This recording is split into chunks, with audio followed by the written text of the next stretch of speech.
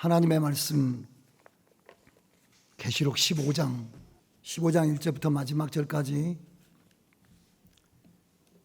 교독하겠습니다.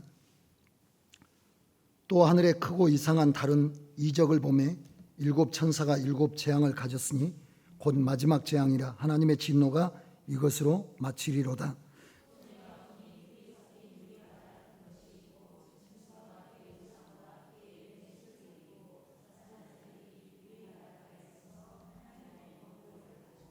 하나님의 종 모세의 노래 어린 양의 노래를 불러 가로되 주 하나님 곧 전능하신 이여 하시는 일이 크고 기이하시도다.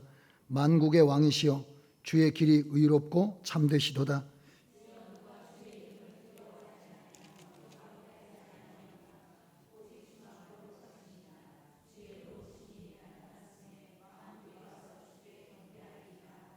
또 이 일 후에 내가 보니 하늘의 증거 장막에 성전이 열리며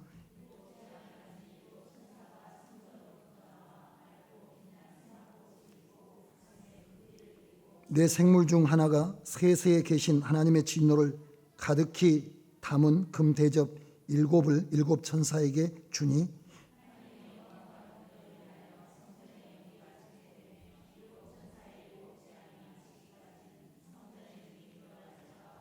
아멘. 기도하겠습니다. 하나님 아버지, 시간에 하나님의 생명의 말씀이 사랑하는 성도들에게 온전히 증거될 수 있도록 심령의 성령의 역사가 임할 수 있도록 도와주시기를 원하오며 예수님 거룩하신 이름으로 기도하옵나이다. 아멘. 여러분, 신앙의 목표 설정이라는 것이 굉장히 중요합니다. 나는 어디를 향해서 어떻게 걸어가서 어디에 도착해야 될 것인가, 항상 초점이 명확하고 정확해야 됩니다.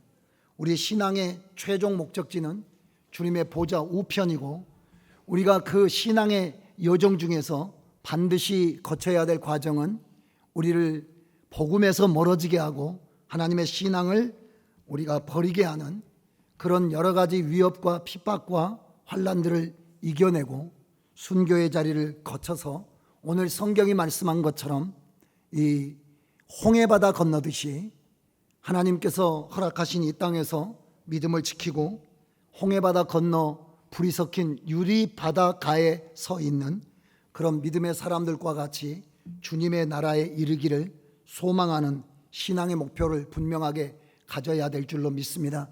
그러니까 신앙의 최종 목표는 주와 함께 보좌 우편에 앉는 것이고, 그 과정에 순교를 각오한 신앙을 지키는 믿음의 선한 싸움이 있어야 되고, 그 싸움의 최종 지점이 우리가 홍해 바다를 건너서 어린 양의 노래, 모세의 노래를 함께 부르는 그 자리를 거쳐 우리가 20장 4절 이하에 보면 신앙을 지킨 사람들에게 주시는 주와 함께 세세토록 왕노릇하게 하시는 하나님의 그 목표와 하나님의 목표에 이르는 과정들을 생각해야 될 줄로 믿습니다.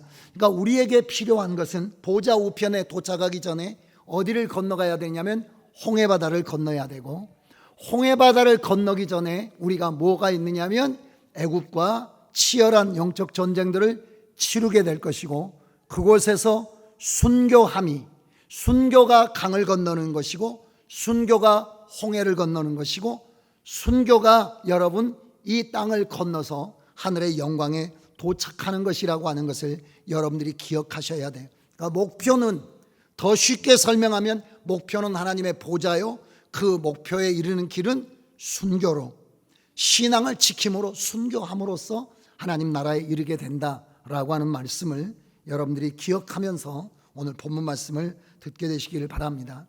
우리가 지금 요한계시록을 쭉 듣고 있는데, 요한계시록 11장 마지막으로 다시 가보시면 요한계시록 11장 마지막이 어떻게 되는 건가요? 11장 15절에 보면 일곱째 천사가 나팔을 불매 하늘에 큰 음성들이 나서 가로되 세상 나라가 우리 주와 그 그리스도의 나라가 되어 그가 세세토록 왕노릇 하시리로다 라는 말씀이 있잖아요. 이 말씀이 있고 오늘 본문 말씀에 보면 그 말씀 따라서 하나님의 마지막 나팔의 호련이 변화되어 하늘에 올라간 사람들이 있어요. 그래서 2절에 보시면 내가 보니 불이 섞인 유리바다 같은 것이 있고 짐승과 그의 우상과 그의 이름의 수를 이기고 벗어난 자들이 유리바다 가에 서서 하나님의 검은 고를 가지고 하나님의 종 모세의 노래 어린 양의 노래를 부르고 있는데, 요한계시록 앞으로 가보시면 여러분 요한계시록 4장에 계시록 4장에 보시면 사도 요한에게 처음에 하나님께서 하늘을 열어 보여주셨는데, 하늘을 열어 보여주시죠. 하늘 보좌를 열어 보여주시는데 그곳에 6절에 보시면 보좌 앞에 수정과 같은 유리바다가 있고 보좌 가운데와 보좌 주위에 네 생물이 있는데 앞뒤에 눈이 가득하더라, 이렇게 말씀을 했습니다. 그러니까 이 15장에 나오는 불이 섞인 유리바다는 사도 요한에게 4장에 보여주신 하늘을 열어 보여주시고 하늘의 영광을 보여주실 때 그곳에 있는 바다와 동일한 바다예요. 그러니까 11장은 땅에 있었던 일이고 15장은 하늘로 옮기워진 뒤에 있는 일입니다. 그래서 11장에 마지막에 휴거의 사건이 있고 그것이 15장으로 지나왔는데, 이렇게 큰 일이 어떤 과정을 통해서 이루어지게 됐는지 12장, 13장, 14장에 다시 한번 요약해서 설명을 해주시는 말씀이라고 여러분들에게 말씀드린 적이 있어요. 그래서 우리가 11장 다음에 15장을 읽으시면 하나님의 말씀이 연결이 된다, 이런 말씀을 여러분들에게 드렸는데, 이 본문의 내용은 유리바다 가에 서서 노래 부르는 사람들이 있잖아요. 유리바다 가에 서서 노래 부르는 사람들이 있는데, 이 유리바다는 어떤 것과 동일한 거냐면 모세와 이스라엘 백성들이 건넜던 홍해와 같은 겁니다. 홍해를 건너서 바다 가에 서서 승리의 노래를 부르는 사람들의 이야기를 우리들에게 해주고 있는데, 오늘 본문 말씀 5절에 보시면 5절에 보십시오. 다시 요한계시록 15장에 가셔서 15장 5절에 보면 여러분 한번 같이 읽어볼까요? 거기 뭐가 있나요? 이 일 후에 내가 보니 하늘의 증거 장막에 성전이 열리며, 성전이 열리는데 성전에 들어갈 때 여러분들이 이 땅의 성전 안으로 들어가려면 뭐가 성전 문 앞에 있습니까? 성전 문 앞에 물두멍이 있어요. 그러니까 우리가 가나안 땅을 향하여 나갈 때 애굽에서 나와서 홍해를 건너서, 홍해라고 하는 걸 건너지 않습니까? 오늘 여기 성경에 보면 유리바다 건너, 유리바다 가에 사람들이 서 있는데, 이것은 홍해와 유리바다나 물두멍이 똑같은 우리에게 말씀을 해주시는 거라는 거예요. 그러니까 유리바다를 건너간다는 것이 어떤 것인지, 우리가 물두멍을 지난다는 것이 어떤 것인지, 이런 말씀들이 똑같은 말씀으로 우리에게 여러분 전해지고 있습니다. 솔로몬 성전에는 뭐가 있었느냐면 물두멍보다도 큰 놋바다가 있어가지고 거기 물을 가득 채워놓은 것이 있었습니다. 그러니까 여기를 건너온 사람들, 그래서 이스라엘 사람들, 여기 오늘 성경에 나온 사람들은 뭐 한 사람들이라는 겁니까? 바다를 건너온 사람들, 성전으로 말하면 물두멍을 지나온 사람들, 이런 겁니다. 여러분, 이스라엘 사람들을 일컫는 말이 두 가지 단어가 있습니다. 이스라엘 사람들을 일컫는 말이 이스라엘 민족을 일컫는 말이 두 단어가 있는데, 첫 번째는 유대인이라고 하는 말이 있어요. 유대인. 그러니까 유대인이라는 뜻은 어떤 겁니까?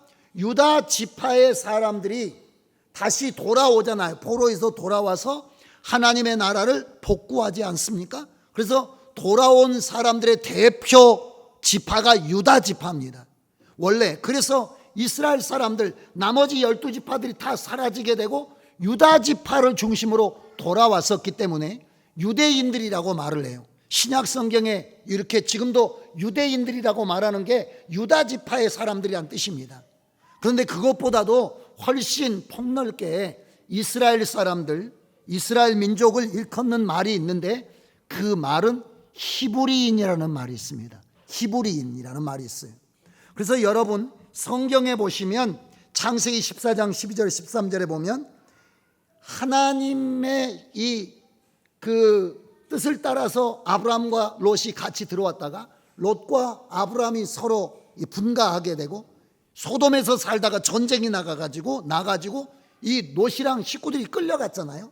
이 끌려간 것을 아브라함에게 알려주는 장면이 나오는데, 그때 그 주변에 살던 사람들이 아브라함과 함께하는 사람들을 뭐라고 불렀느냐면 히브리 사람이라고 불렀습니다. 히브리 사람 아브라함에게 알리니, 이렇게 나와 있어요. 그러니까 그 주변에 살던 사람들은 아브라함과 함께하는 사람들을 무슨 사람이라고 불렀다고요? 히브리 사람이라고 불렀어요.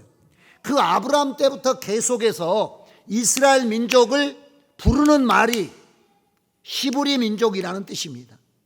그래서 창세기에 보면 나중에 요셉이 잡혀가 가지고 보디발의 집에서 종살이 하다가 그 사건이 일어나게 되잖아요. 사건이 일어나게 된 뒤에 보디발의 아내가 39장 14절에 보면 히브리 사람을 우리에게 데려다가 우리를 희롱하게 하는도다 라고 말을 해요.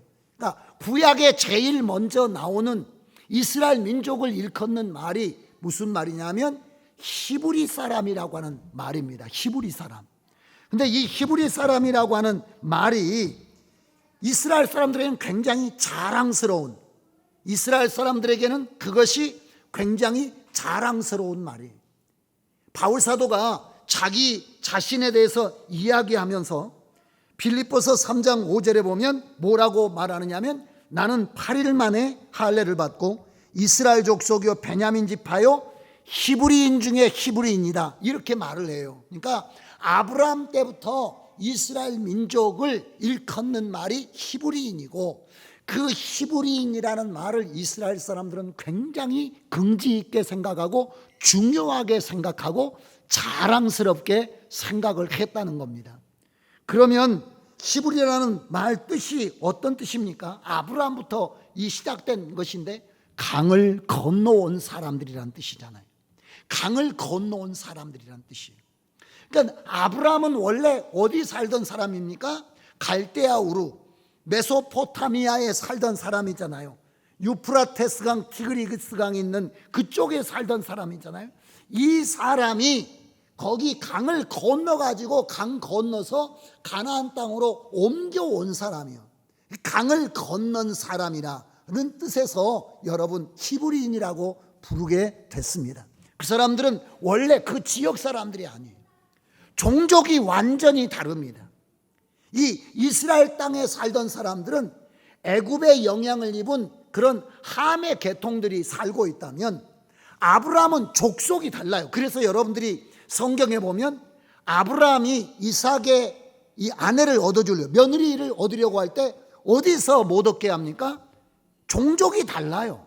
여기서 며느리를 얻어오지 말라고 자기 종에게 간곡하게 부탁하잖아요. 그래서 어디로 보냅니까? 자기 족속들에게로 보내요.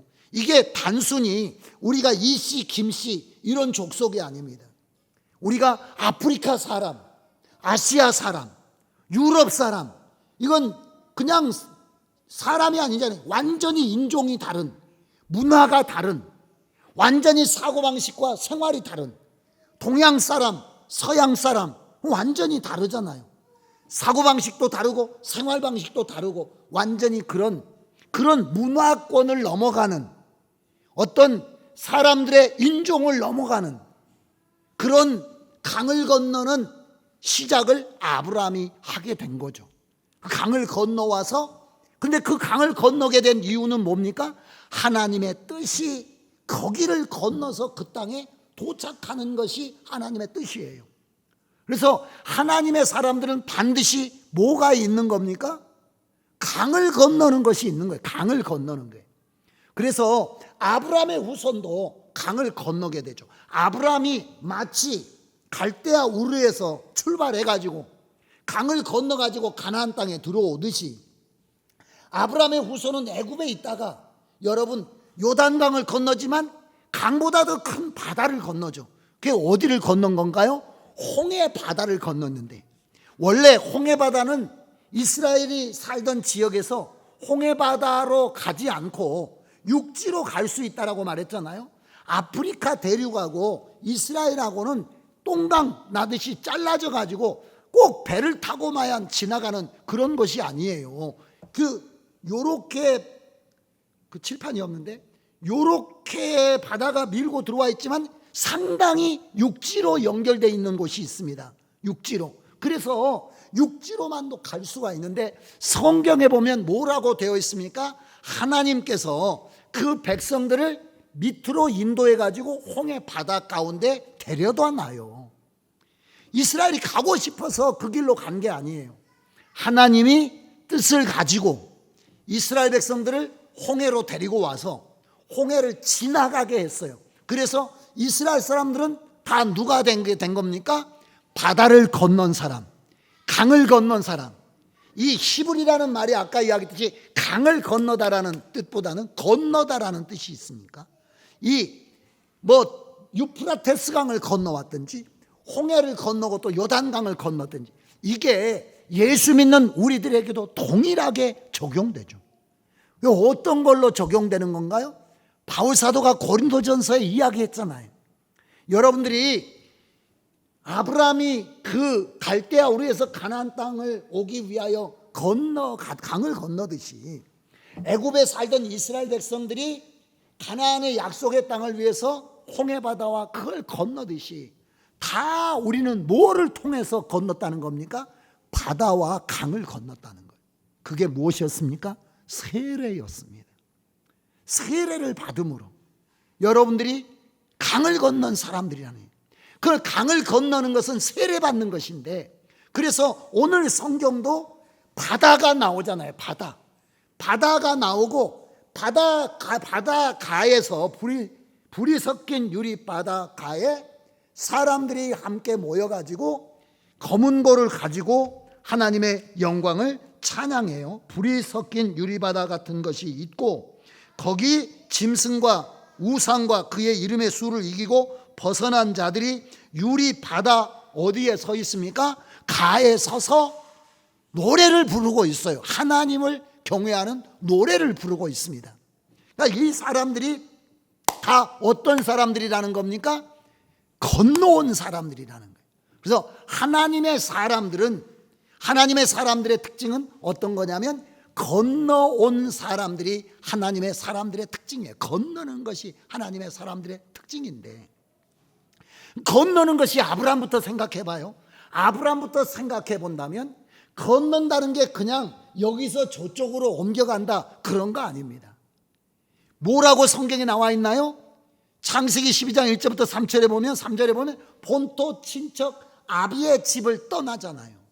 그러면 지금은 문명화된 세상이고 지구촌의 세상이니까 우리가 여권 가지고 이미 서로 국가 간에 체결이 된 곳에는 여권 가지고 어디든지 여행을 할 수가 있지만, 옛날에는 잘못된 곳에 들어간다든지 인종이 다른 곳에 들어간다든지 문화가 다른 곳에 들어가면 잡혀서 죽는 것이 일반적인 겁니다.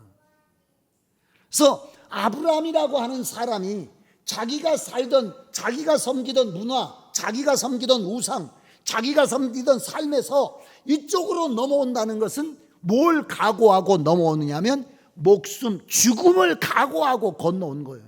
그러니까 건너다라는 게 순교하다라는 말하고 똑같은 겁니다. 무엇을 위해서 자기를 포기한 겁니까? 하나님의 부르심을 위하여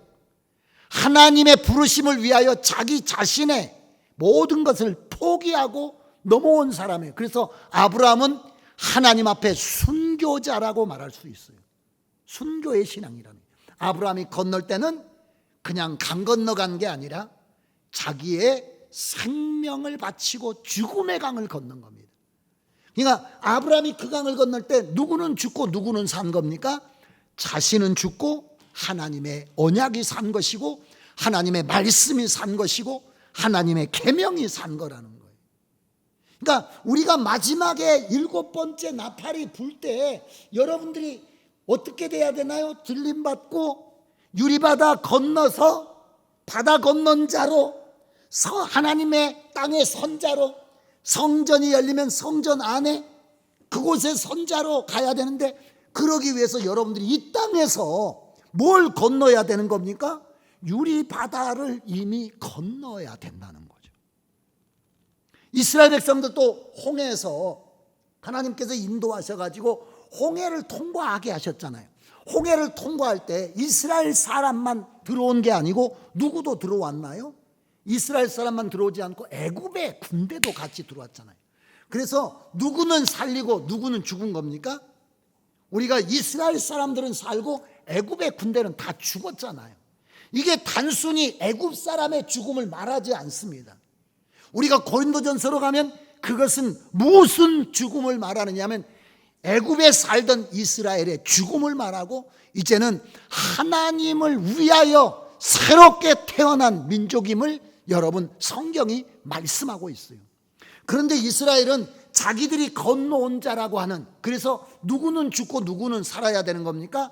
육신은 죽고 애굽은 죽고 여러분 나는 죽고 하나님의 계명이 살고 하나님의 말씀이 살고, 그래서 우리가 내 맘대로 살면 안 되고 내 뜻대로 살면 안 되고 내가 가고 싶은 대로 살면 안 되고 내가 판단하고 싶은 대로 살면 안 되는데, 이스라엘 백성은 홍해를 건넜음에도 불구하고 계속해서 무엇을 고집합니까? 자기의 판단을 믿고 자기가 원하는 길로 가려고 하고 하나님의 계명에 주목하지 않기 때문에 결국은 이스라엘 사람들은 건너기는 건넜지만은 마치 겉만 그스른 것처럼 그을른 것처럼 속은 그대로 센 것으로 남아 있었기 때문에 결국 이스라엘은 건넌 자의 특징을 가지지 못하고 건넜지만 죽은 자가 되지 못한 채 육신이 살고, 그렇기 때문에 우상 숭배가 일어나게 되고 온갖 이방의 풍속들이 그들에게 들어오게 되면서 하나님의 심판의 백성으로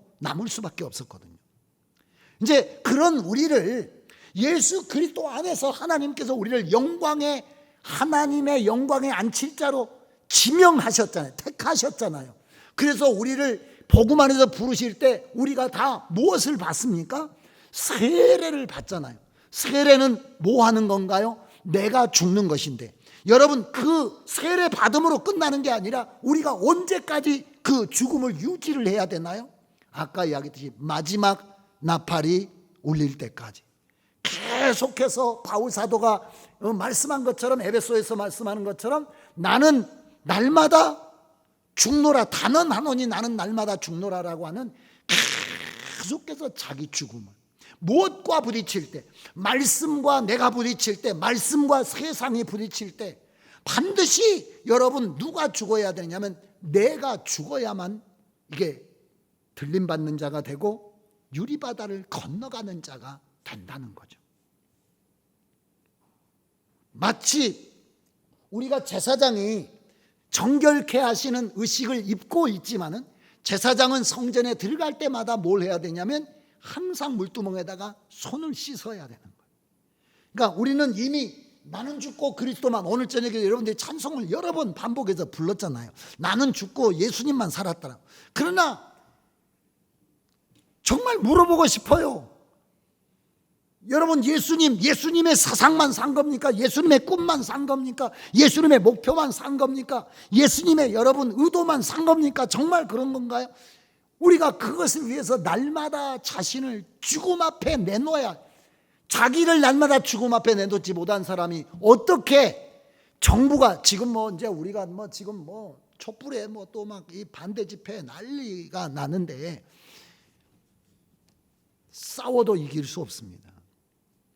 왜냐하면 물론 싸워야 되고 기도해야 되고 정말 이 민족이 바로 하나님의 말씀 앞에 바로 서도록 해야 됩니다만은 결론은 나와 있는 거예요. 말씀드렸듯이 결론은 어떻게 돼요? 악의 정권과 정부와 세계가 하나님을 대적하는 강력한 세력으로 이렇게 지배당할 수밖에 없는, 지배할 수밖에 없는, 인본주의에 대한 설명을 말씀드렸지만은 여러분 사람이라고 하는 게 성경은 기본적으로 뭘 이야기하고 있냐면 타락했다는 걸 전제로 해요. 모든 사람이 죄를 범했다는 거예요. 죄를 범한 자는 누구에게 속하는 건가요? 마귀에게 속하는 것이고, 속했다는 것은 마귀의 지배를 받을 수밖에 없어요. 그러니까 마귀가 지배하고 마귀의 지배를 받는 사람이 아무리 인간적으로 선하고 착하고 바르게 해서 세상을 꾸려가 보려고 한다라고 하지만 불가합니다. 결국은 옳은 방향으로 가는 것 같지만 가다 보면 앞으로 이 우리나라 정부뿐만 아니라 세상이 가고 더 좋아지는 것 같은 것 같아도 성경은 뭐라고 이야기하느냐면 이것은 복음에 대해서 적대적이 되게 될 것이고 하나님의 말씀에 대해서 적대적이 되게 될 것이고 그리고 지금은 우리가 소리라도 질러볼 수가 있지만 앞으로는 우리에게 죽음을 요구하게 되는 사태와 상황이 오게 될 것을 말씀하고 있는 거죠. 그러니까 이럴 때 우리는 뭐 하는 날마다 자기를 쳐서 복종시키고 죽는 자가 순교의 현장에서 나가서 죽을 수가 있지. 유리바다 건넌 사람들의 특징이 뭡니까? 오늘 여기 보면 우상에게 경배하지 않고 오른손이나 이마에 펴맞지 않은 사람들. 그래서 거기 보면 짐승과 그의 우상과 그의 이름의 수를 이기고 그의 이름의 수가 어디 나왔었습니까? 13장에 나왔었잖아요. 이 오른손이나 이마에 표를 받지 아니하면 매매를 못하도록 만드는 그걸 이겼다는 것은 어떤 건가요? 모든 것들을 구입하지 못하고 결국에는 뭐해서 할 수도 있나요? 굶어 죽을 수도 있는 거예요. 이긴다는 게 막 우리가 이겨먹어가지고 막 정권을 찾아오고 이런 이긴 게 아니에요. 주님은 이기셨죠. 내가 이기고 어떻게 이겼습니까? 가서 헤롯의 모가지를 따왔습니까? 헤롯의 정부를 로마 정부를 무너뜨렸습니까? 아니죠. 그냥 가서 사형 언도 받고 가가지고 돌아가신 거예요. 죽은 거예요. 무엇을 위해서? 주님을 아버지의 말씀과 아버지의 보내신 뜻을 위해서 죽게 된 거죠. 그러니까 이긴다라고 하는 게 이겨먹는 나라는 것이 아니라 거기에 굴복하지 않는 거죠. 굴복하지 않기 위해서 내놔야 될 대가는 뭐였습니까? 꿈도 인생도 목숨도 다 내놓은 거죠.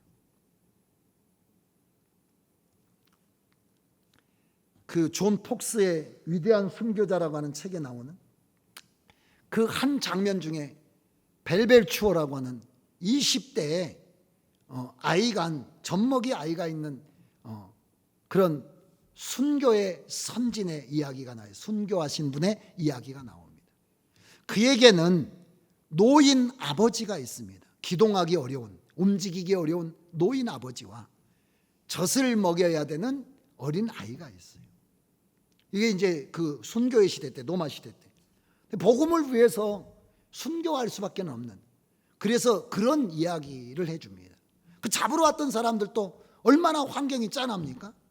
이 사람이 지금 아버지나 자식, 아기를 책임져야 될 오직 한 사람이기 때문에, 사람도 인정이 있기 때문에 그렇게 그리스도를 부인하고 신앙을 포기하면 눈 감아주겠다라고 이야기해요. 그 아버지가 딸의 발을 붙잡습니다. 우리는 어떻게 사느냐? 그가 했던 말이 그겁니다. 오늘 살기를 원한다면 영원히 죽을 것이고 오늘 죽기를 원한다면 영원히 살 수 있습니다. 부모에 대해서 애틋하지 않는 자식이 어디가 있겠고, 또 자식에 대해서 그 자기 생명까지 내놓고 싶은 것이 부모의 심정이잖아요. 아무리 이런 짐승의 마음을 가졌어도, 너희가 악한 자라도 자식에게. 근데 그는 그런 거예요. 오늘 버리면 영원히 죽는 것이요, 오늘 죽음으로 나가면 아버지와 아이와 영원히 살 수 있는, 그래서 순교의 제물로 바쳐지는 장면이 나옵니다. 오늘 15장은 우리가 그냥 어영부영 살다가 때가 되면 다 들림받아가지고 바닷가에 가서 막 찬송 부르고 노래 부르겠지, 그게 아니라 이 유리 바다를 건넌 사람들은 순교자들이라는 거예요. 그래서 제가 몇 주 전부터 이야기합니다. 말세의 신앙은 딱 한 가지밖에 없어요. 순교의 신앙이에요. 근데 순교는 세상과 싸우고 문화와 싸우기 전에 제일 먼저 어디와 싸워야 되냐면 여러분의 옛사람하고 싸워요. 여러분의 옛사람을 통해서 누가 계속 여러분들을 지배하려고 하나요? 불법적으로 마귀가 계속 지배하려고 하는 것이니까.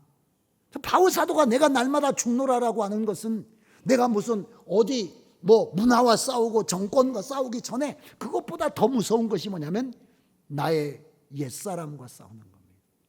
왜냐하면 내 옛사람 자체가 하나님 앞에 원수이기 때문에 그래요.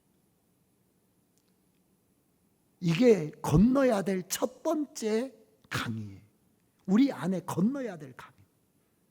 정욕적이요, 마귀적이요, 세상적이라고 하는 야고보서 3장의 말씀은 우리가 건너야 될 강이, 건너야 될 바다가 세 개가 있음을 말하잖아요. 제일 먼저 건너야 될 게 로마서 6장 7장에 말한 우리의 옛사람입니다. 반드시 생명이 왕노릇해야 되고, 여러분 우리가 육신에 져서 뭐대로 살아서는 안 되나요? 육신대로 살아서는 안 된다라고 이야기해요. 하늘에 속한 자는 하늘로 데려가겠지만 땅에 속한 자는 땅에 있어야 되죠. 하늘에 속한 자는 여러분 생명이 그 안에서 왕노릇한 자가 하늘에 속한 자예요. 속하잖아요. 아까 이야기했어요. 죄를 짓는 자는 마귀에게 속하게 되고요. 죄는 어디에 역사하느냐면 우리의 옛사람의 역사 아닌가.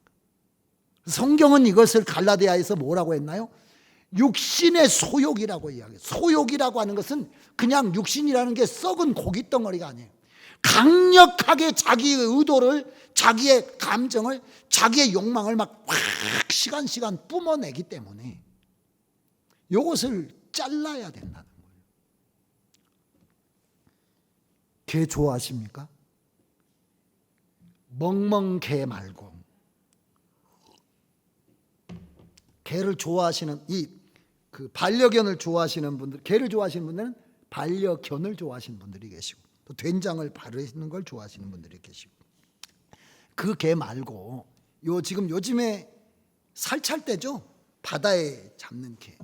그 개도 상당히 큰 것들, 이런 것들은 막 이렇게 사람 물면 손가락 같은 거 막 잘라지고 그런다더라고요. 그래서 언젠가 제가 보니까 다 이걸 자르던데요. 잡아가지고 수조에 넣기 전에 이럴 때 보면 엄지발가락에, 대마도는 그렇게 안 잘라요. 개가 없어요 그쪽에는. 그 엄지발가락 하나를 다 두 개서 자른 게 아니라 한쪽을 자르더라고요. 그러면 한 개 가지고 물어봐야 물지도 않고 그러니까 자르더라고요. 그러는 것처럼 우리 안에 그걸 잘라야 되는 거예요. 근데 갈수록 어렵습니다. 뭐냐면 그것을 되살리는 이런 문화와 환경들이 너무 우리 주변에 강력하기 때문에 넘어가기가 힘든 거죠. 그 바다를 여러분과 제가 건너가야 되는 겁니다. 그러니까 애굽에서 430년 동안 아주 찌들었으니까 큰 하나님께서 목욕탕에서 이런 이야기하면 좀 창피한 이야기입니다만은, 지금이야 여러분들이 하루에 샤워도 많이 하고 다 깨끗하고 애들도 떼낀 사람이 없지만, 우리 때는, 지금 애들도 용의 검사 하나요? 그런 건 없어요. 우리 때는 용의 검사라는 걸 했어요. 그래서 지금 생각하면 인권 침해라고 그래가지고 고발할 거예요. 다 우리 배 들어보라 그래가지고 남녀 같이 학교 다니는데 초등학교 때랑 그렇잖아요. 배도 들어보라 그러고 손도 내밀어 보라 그러고, 그래가지고 때 끼었다고 매도 때리고 막 그럴 정도예요. 그래서 용의 검사하거나 명절 되거나 그러면 고무통에다가 막 뜨거운 물 해가지고 푹 담가가지고 벗겨내지 않습니까? 430년 동안 육신의 소욕에, 완전히 세상의 풍속에, 완전히 애굽의 우상에 영혼 육이 죄의 덩어리가 돼 있기 때문에 목욕탕에 가서 씻어야 되는 거죠. 그러니까 거기다가 집어넣어가지고 다 죽인 거예요. 그래서 아까 말씀한 것처럼 둥둥둥 떼 뜨듯이 누가 떴습니까? 애굽의 군인들이 둥둥둥 떴다는 거죠. 그리고 하나님의 거룩한 백성 이스라엘만 데리고 나가는데, 그 이스라엘이 너무 때가 깊이 쪄가지고 껍데기는 벗겨준 줄 알았는데 이 시내산에서 말씀 주시고 데리고 가보니까 전혀 말씀이 안 막혀요. 왜냐하면 육신은 말씀을 반역하거든요. 우리의 옛사람은 하나님의 원수일 수밖에 없습니다. 그래서 갈라디아가 5장 16절의 말씀에 보면 육신은 누구를 대적합니까?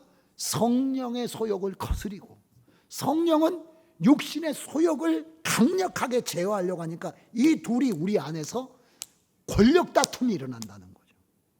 근데 우리는 자꾸만 누구에게 기우느냐면 옛사람에게 기울어요. 그런데 내게 지면 문화에 져요. 문화에 지게 되면 문화에서 지는 게 아니라 영의 역사에 완전히 지게 됩니다. 근데 여러분과 제가 요 바다를 건너가는 사람들의 이야기, 바다 건넌 사람들의 이야기, 강을 건넌 사람들의 이야기, 이걸 여러분들이 절대로 잊으시면 안 된다는 거죠. 그러면 지금 우리가 해야 되는 작업은 어떤 겁니까? 주님이 데리고 올라가시기 전에 지금 우리는 무슨 일을 계속 해야 되는 거예요? 강을 계속해서 강을 건너야 되고, 뭘 건너가야 되는 겁니까? 바다를 건너가야 되는 거니까. 그래서 목표가 처음에 말씀 시작할 때 말씀드렸지만 우리가 이기고 보좌 우편에 앉기 위해서 지금 해야 될 일은 우리가 바다를 건너는 것인데, 그것은 우리가 죽고 그리스도가 사는 훈련을 계속해야 된다는 거예요.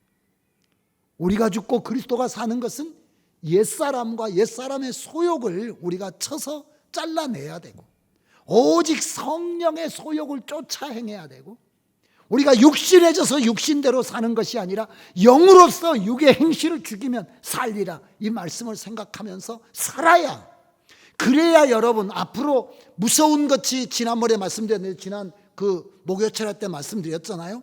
이게 이념 전쟁이기 때문에 사람이 이념화되면, 지금 우리나라가 이념 대결하고 있잖아요. 서초동 앞에서 하는 사람들하고 지금 요 오늘 모인 완전히 대한민국 사람들이고 김이박 씨 다 있지만은 다른 게 뭡니까? 사상이 다른 거예요. 이 인간은 사상의 지배가. 그래서 여러분, 어제 오늘까지 막 주인님 뭐 막 사랑하고 살았지만 공산주의 시대가 됐을 때 어땠나요? 그 누구에게, 북한군에게 죽은 사람보다도 우리나라, 우리 동네 사람, 가족들, 죽창에 죽은 사람들이 훨씬 많습니다. 그거 왜 그러냐? 왜 그러나요? 이념화되면 그게 무서운 역사가 있어요. 근데 앞으로는 어떻게 되나요? 앞으로는 성경의 말씀과 다르게 어떤 이념이 생기냐면 성경을 반대하는 이념들이 계속 생기는 거죠. 동성애 문제도 마찬가지고, 쾌락주의로 흘러가는 것도 마찬가지고, 예수 믿는 사람들이 전혀 하늘에 대한 소망이 없는 것도 마찬가지고, 이런 모든 문제에 있어서 계속해서 우리가 강을 건너가야 되는 거예요. 강을 건널 때 아까 내면의 강을 건너야 되고, 그 다음에 풍속에 빠지지 않아야 돼요. 이 세상 풍속을 쫓아서는 안 된다는 거예요. 너희는 이 세대를 본받지 말고 오직 마음을 새롭게 함으로 변화를 받으라고 우리에게 말씀하고 계시죠. 새 속에 물든 것은 아까 롯의 이야기를 잠깐 했지만 롯은 경건한 사람이었다라고 말하고 있어요. 그러나 의로운 사람이지만 날마다 불법한 현장의 문화를 보면서 그의 심정이 상하게 되고, 상하는 데 끝나지 않고 점점 소돔화, 고모라화 되게 됐다는 거죠. 제가 동역 훈련하면서 말씀드렸는데, 이 롯과 롯의 딸들 보면 완전히 소돔화되고 고모라화되어 있다. 여러분들에게 한번 물어보면, 여러분 같으면 천사가 손을 잡아서 지금 소돔과 고모라에서 아브라함 생각해서 꺼내줬잖아요. 끌고 나왔습니다.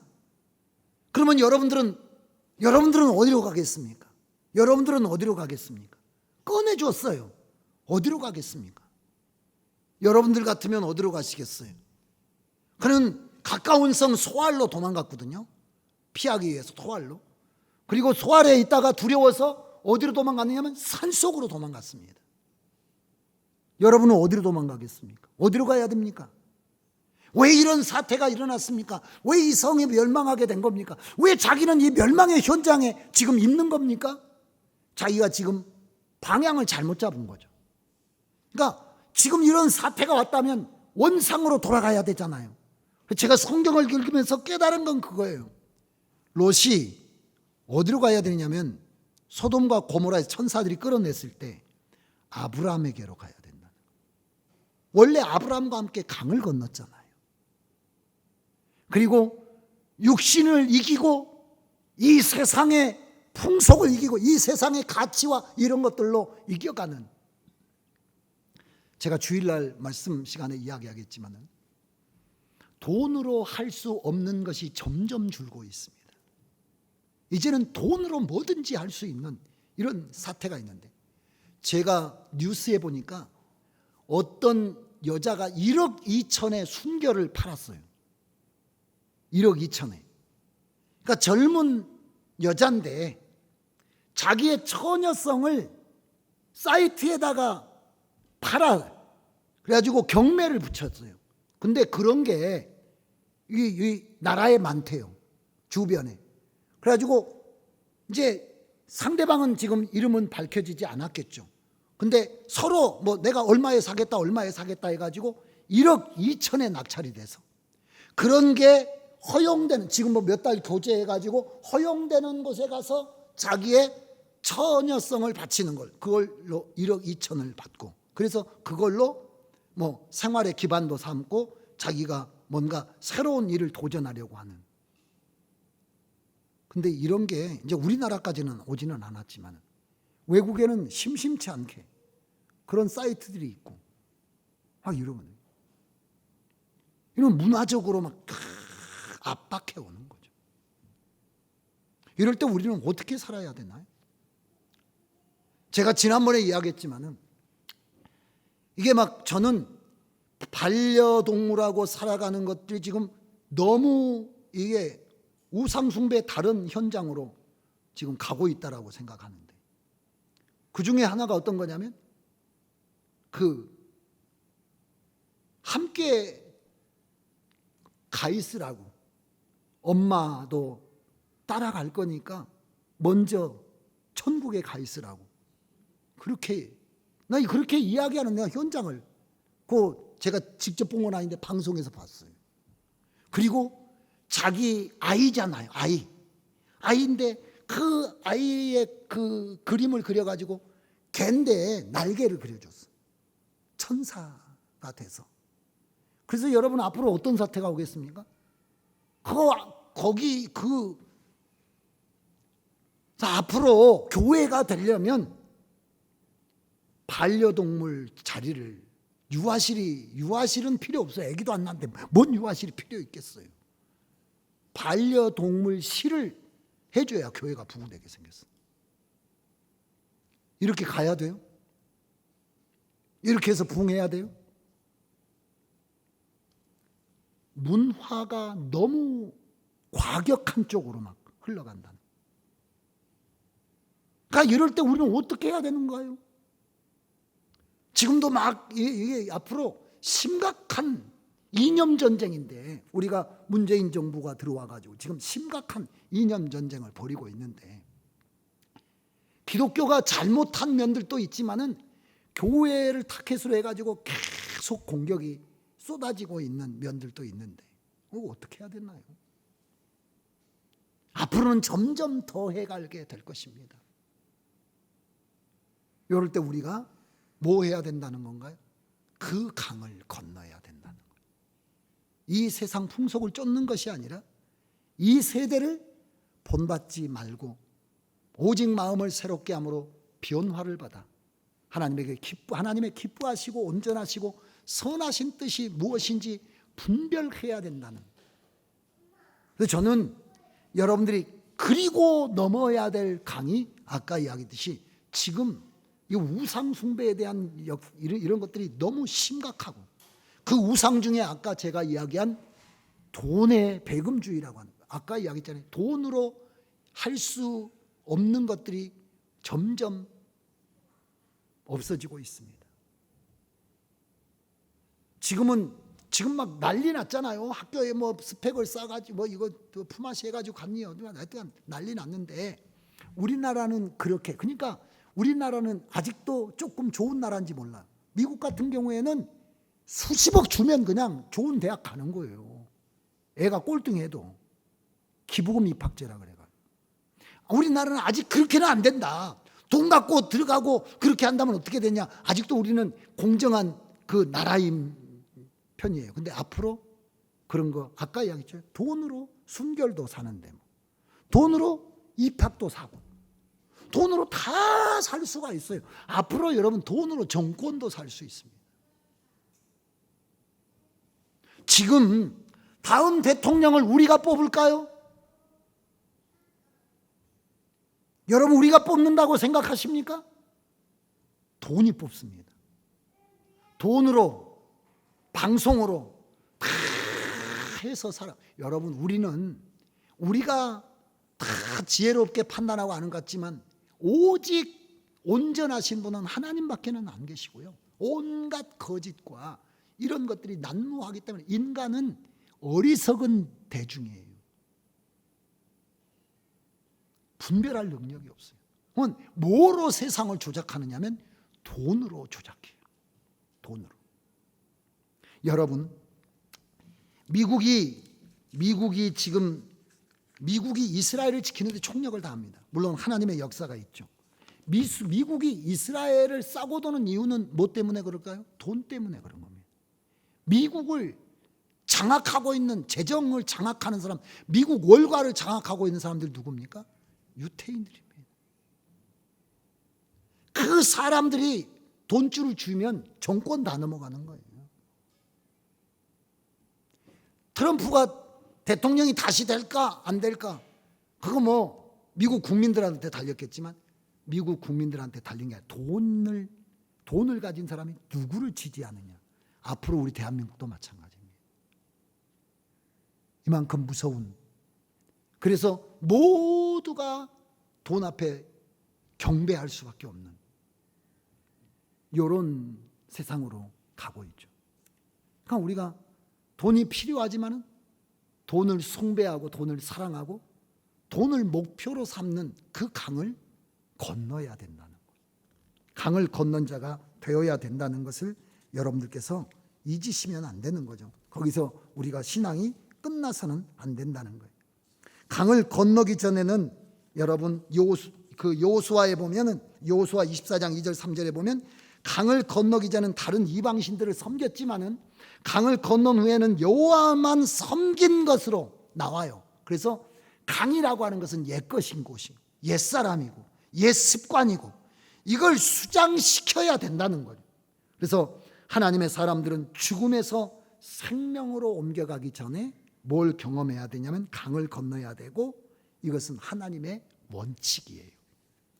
저와 여러분이 오늘 본문 말씀을 생각하면서 우리가 반드시 하나님 앞에 나와야 될 줄로 믿습니다. 우리가 고린도전서 10장 1절 2절을 여러분들에게 다시 한번 말씀을 드리면 형제들아 나는 너희가 알지 못하기를 원하지 아니하노니 우리 조상들이 다 구름 아래 있고 바다 가운데로 지나며 모세에게 속하여 다 구름과 바다에서 세례를 받고 죽음을 내놨다는 거예요. 유리바다 가운데 그 건너 가에 어린 양의 노래 모세의 노래를 부르는 사람들은 누군가요? 아까 이야기했듯이 우상숭배, 짐승에게 경배하지 않고 짐승의 여러분 표를 받지 않고 그런 게 다 뭘 지나온 거라는 겁니까?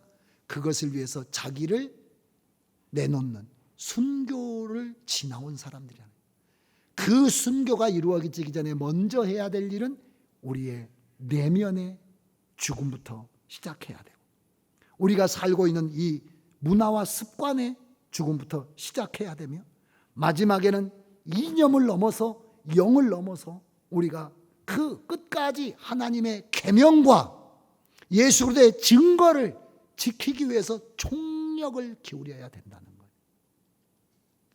그렇게 사시다가 마지막 나팔에 들림받고 유리바다 건넌 자로, 승리의 노래 부르는 자로, 그리고 이 사람들이 나중에 다시 나와요. 20장에 가면은 이 사람들이 어떤 일을 하느냐 하면 20장 4절 이하에 보면 어린 양과 함께 세세토록 왕노릇하는 사람들로 나오는데, 그런 여러분이 되시기를 주의 이름으로 축원합니다. 기도하겠습니다.